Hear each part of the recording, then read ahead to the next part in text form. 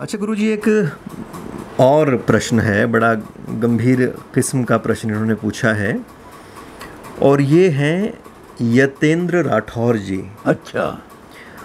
और ये कहते हैं कि जैसे अलग अलग महापुरुष हुए हैं, चाहे रामकृष्ण परमहंस जी हों, दयानंद सरस्वती जी हों, ओशो हों, अरविंदो हों, हाँ, बहुत तो पुराना। जो भी ये हैं, तो इन्होंने जो अंतिम सत्ता का जब अनुभव किया है, सर्वोच्च सत्ता का, ईश्वर का, उस शक्ति का, तो इनका एक अलग अलग अनुभव रहा है। इसी तरह से इन्होंने कहा कि जो संप्रदाय हैं उनके बीच में भी अलग अलग तरह के अनुभव और उसकी व्याख्या रहती है। और धर्मों के बीच तो ईश्वर का जो कंसेप्ट है उसको लेकर काफ़ी भिन्नता पाई जाती है, मृत्यु के बाद भी, मृत्यु के पहले भी।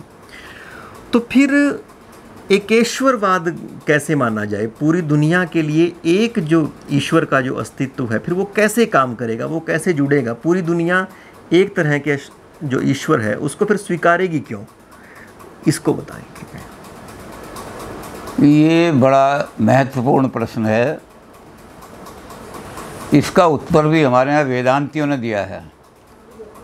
वेदांती कहते हैं कि जो परम सत्य है वो इन्फिनिट है, और इन्फिनिट को आप फाइनाइट चीज़ में नहीं ला सकते। जो बाल्टी है, करम कमंडल हाथ ले जीव चहों दिस जाए। आप सारी दुनिया में घूमो, जो बाल्टी आपकी है, सागर कूप तड़ाग लो बूंद अधिक ना पाए। अपने कमंडल से जो हाथ में आपके, तो कैपेसिटी हमारी क्या है? ज़र्फ़ इसको कहते हैं। इसको फ़ारसी में ज़र्फ़ कहते हैं। ज़र्फ़ माने बर्तन। मेरा बर्तन कितना है, उस बर्तन के हिसाब से मैं उस इन्फिनिट को उतना ही भर सकूँगा उसमें। तो जो इन्फिनिट है उसको अपनी कैपेसिटी के हिसाब से लोगों ने जानने की कोशिश की। जिसकी जितनी कैपेसिटी थी उतना ही उतना उसको जान लिया। हमारे यहाँ कृष्ण भगवान ने भी यही कहा है, यो माम यथा प्रपद्यन्ते तांस तथैव भजाम्य हम। आप इन्फिनिट को फाइनाइट से नहीं जान सकते, तो इसलिए आपका ज्ञान हमेशा फाइनाइट ही होगा, क्योंकि आप इन्फिनिट नहीं बन सकते। और वेदांत कहता है, हमारे यहाँ है ऐसा कि आप कोशिश करोगे बढ़ते बढ़ते तो आप खुद भी ब्रह्म बन जाओगे, इन्फिनिट बन जाओगे। तो वेदांत में इन्फिनिटी का कंसेप्ट है कि आदमी भी इन्फिनिट, एक दिन उसकी कैपेसिटी इतनी बढ़ जाएगी, इतनी बढ़ जाएगी कि वो भी इन्फिनिट बन जाएगा। वो उन्होंने ढंग भी बताए वेदांत ने क्या करना है ब्रह्म अनुभूति के। लेकिन जो आम आदमी हैं, जो वेदांत को नहीं मानते, वो आम आदमी मानते हैं कि मेरी कैपेसिटी के हिसाब से ये ऐसा अनुभव है।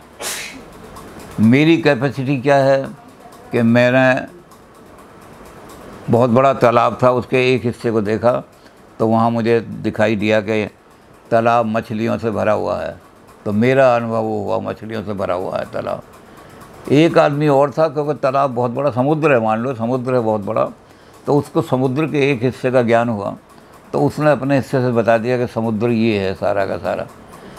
तो ये जो सारे धर्म हैं, इनके धर्म में विवेकानंद जी ने जो वहाँ जाके अमेरिका में भाषण किया था, उन्होंने कहा कि आपका कोई भी धर्म नहीं है, आपका संप्रदाय है, आपका पाथ है एक। क्योंकि आपने अपनी लिमिटेड कैपेसिटी से उस जिसको फ़ारसी में कहते हैं लामहदूद, हमारे यहाँ कहते हैं अनंत, अनादि अनंत, जिसका कोई ना आदि ना अंत है, और अंग्रेज़ी में कहते हैं इसको इन्फिनिट। इन्फिनिट को एब्सोल्यूट कह दिया इन्होंने। तो ये जो एब्सोल्यूट है उसको हम जानते हैं, तो कोई धर्म अपने आप को पूर्ण नहीं कह सकता। विवेकानंद ने सबको दिखा भी दिया अमेरिका में खड़े होकर के। उन्होंने कहा सिर्फ एक धर्म है जो परिपूर्ण है, और वो है वेदांत। क्योंकि वेदांत ईश्वर की कोई शक्ल ही नहीं मानता। और वेदांत कहता है कि जितनी आपकी कैपेसिटी हो उतना भगवान ने आपको ज्ञान दे दिया है, तो उसको लिमिटेड ज्ञान समझो। आपकी कैपेसिटी थी इतनी कि भगवान ने कहा कुरान इससे ज़्यादा ये नहीं समझ पाएगा, तो कुरान दे दिया आपको। वो जो ईसा मसीह थे, उनकी कितनी कैपेसिटी थी, उसको उनको ज्ञान दे दिया। हेगल ने इस चीज़ को यही कहा है। उन्होंने कहा कि God reveals himself according to the culture of that. जो आदमी की कल्चर है, उस कल्चर के मुताबिक अपने आप को रिवील करता है। गॉड रिवील कर रहा है हर जगह। उसको ग्रहण करने की कल्चर कितनी है, तेरी कल्चर इतनी है तो तूने इतना ग्रहण कर लिया, और मेरी कल्चर इतनी है मैंने इतना ग्रहण किया। तो कोई भी धर्म परफेक्ट नहीं हो सकता जिन्होंने अपने कल्चर के हिसाब से ग्रहण किया।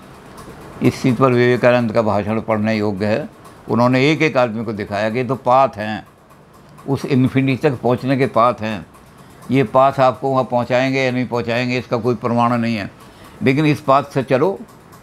आप मोहम्मद को निकाल दो इस्लाम में से तो इस्लाम ख़त्म हो जाएगा, क्योंकि मोहम्मद वाला पाथ आप फॉलो कर रहे हैं। तो आपका पाथ एक आदमी की कैपेसिटी पे डिपेंड करता है। मोहम्मद की कितनी कैपेसिटी थी, उतना कितना ग्रैस्प किया, उतनी आपको कुरान दे दी उन्होंने। ईसा मसीह की कितनी कैपेसिटी थी, उन्होंने कितना ग्रहण किया आप। तो आपकी चीज़ जो है वो तो लिमिटेड है, क्योंकि आपकी कैपेसिटी है।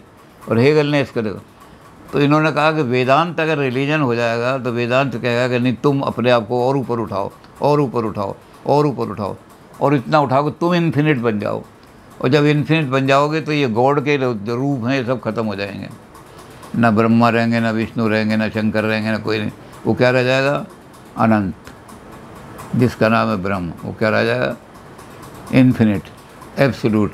वो एब्सोल्यूट रह जाएगा। उसका ना कोई आकार है, ना उसका कोई रूप है, ना उसमें कोई गुण है, निर्गुण है, वो रह जाएगा।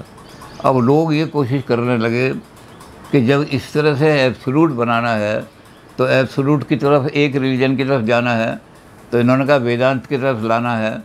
तो दो आदमी हैं जिन्होंने ये कहा कि पॉसिबिलिटी है इसकी।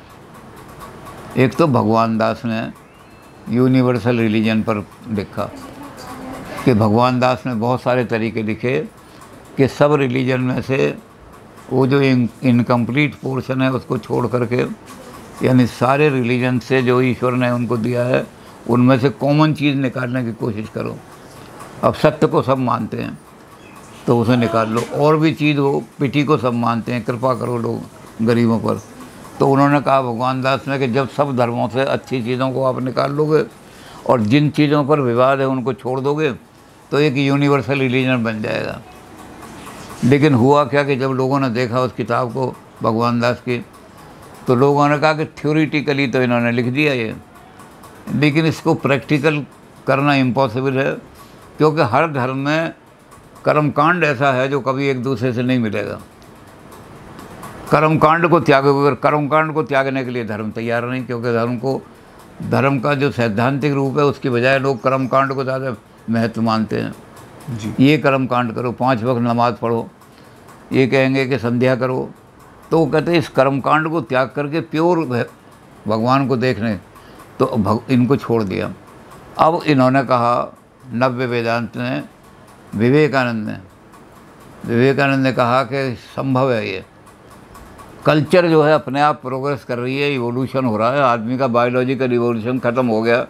अरविंदो ने सिद्ध कर दिया कि बायोलॉजिकल इवोल्यूशन नहीं होगा, अब कल्चरल और मॉरल इवोल्यूशन होगा। और ये कल्चरल और मॉरल इवोल्यूशन अपने आप सब धर्मों को इस तरह खड़े होकर ने कहा कि अब जो नया आदमी सोचेगा वो तलवार या कलम से किसी दूसरे को मिटाने की बात नहीं सोचेगा।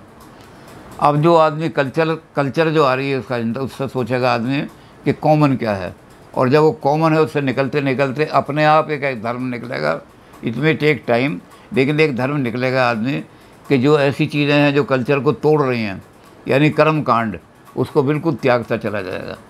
बहुत सारे कर्मकांड हमने त्याग दिए। हमारे दयानंद जी आए तो उन्होंने तो सैकड़ों कर्मकांड को पाखंड कह के त्याग दिया।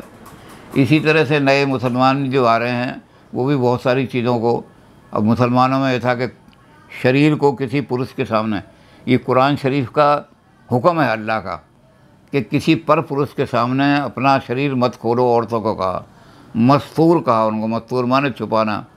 लेकिन आज ये कर्मकांड हटता जा रहा है। मुसलमान औरतें खूब पढ़ रही हैं, सर्विस में भी आ रही हैं।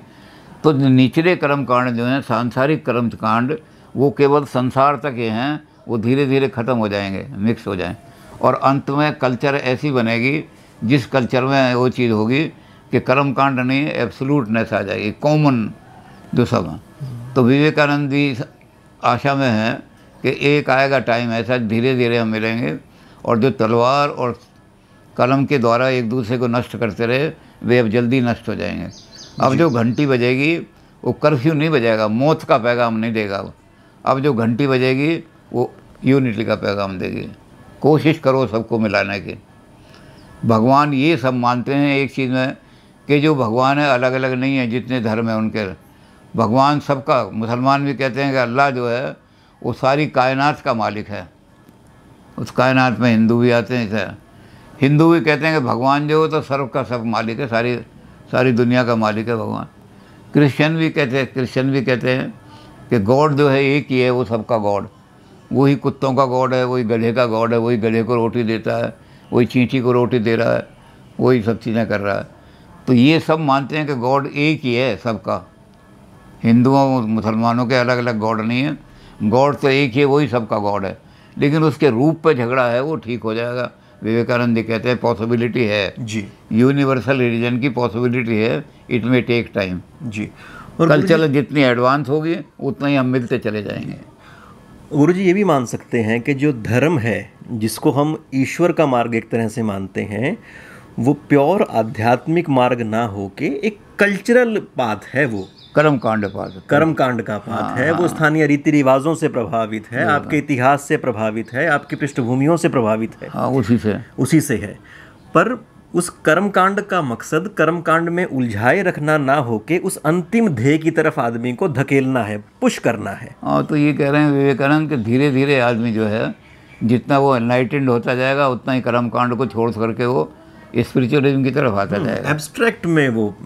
और जब वो कर्मकांड को त्याग करके तो कहते हैं इसमें टेक टाइम तो लग सकता है, 1000 साल लग जाए शायद, या 500 साल लग जाए, लेकिन पॉसिबिलिटी है कि एक यूनिवर्सल रिलीजन खड़ा हो जाएगा। उसमें ये होगा कि एक ही भगवान सबका भगवान है। ये तो सभी कहते हैं कि भगवान हिंदुओं का मुसलमानों का अलग अलग नहीं, इसके रूप उन्होंने अलग अलग अपने के हिसाब से देखे। गुरुजी इसमें पर अगर हम इसमें चारवाकों की बात करें, वो तो स्टेट को ही भगवान कहते हैं। हाँ बिल्कुल, वो कंसेप्ट भी बहुत कारगर है इसमें। तो वो सांसारिक दृष्टि से बड़ा कारगर है, क्योंकि हेगल ने इस बात को जो सोसाइटी को भगवान जो मान लेते हैं। अब हेगल ने जो सबसे बड़ा काम किया है, जैसे Hegel official philosopher of Europe माना जाता है। यूरोप में जितनी फिलोसफी है सब उसका वो बादशाह माना जाता है। तो हेगल ने कहा कि God marching on earth is called state. भगवान जब उतर करके आता है तो वो स्टेट कहलाती है। और उसको जैसे इन्होंने कहा कि अपनी कैपेसिटी, तो स्टेट जो है वो अपनी अपनी, जो लोग ज़्यादा, जहाँ पापी लोग ज़्यादा हैं वहाँ स्टेट डिक्टेटर बनेगी, जहाँ अच्छे समझदार लोग हैं वहाँ डिक्टेटर डेमोक्रेसी बनेगी। तो गॉड अपने आप को रिवील करेगा according to the capacity of the person जो हैं, लेकिन है गॉड। तो honour the state the rule of law and will. धर्म का आधार क्या है? स्टेट। चारवाक इसी चीज़ को मानते हैं। चारवाकों के अथ धर्मार्थ फलाय राज्याय नमः। और गुरुजी दूसरा ये भी है, जो भी जिस देश का, जिस मुल्क का जो संविधान है, वो भी उस पूरे मुल्क की एक धर्म पुस्तिका के जैसा है। उसको अच्छे से अगर लोग फॉलो करें तो आपस में भाईचारा बढ़ेगा, मोहब्बत बढ़ेगी, देश तरक्की करेगा। हाँ, वो बड़ा कल्चर, ये कह रहे हैं जितने कल्चर्ड होते जाएंगे हम, जितना हम कल्चरली एडवांस करेंगे उतना ये सारा पाखंड हटता जाएगा। तो एक वैसे तो इसको भी हम पोएट होप कह सकते हैं। उन्होंने होप दिखाई है, पता नहीं लोग हमेशा ही लड़ते रहे, क्या पता जी लेकिन उन्होंने क्या है कि पॉसिबिलिटी है, क्योंकि कल्चरल इवोल्यूशन हो रहा है, स्पिरिचुअल एवोल्यूशन हो रहा है, और एक दिन होते होते वहाँ पहुँच जाएंगे, सब एक हो जाएंगे।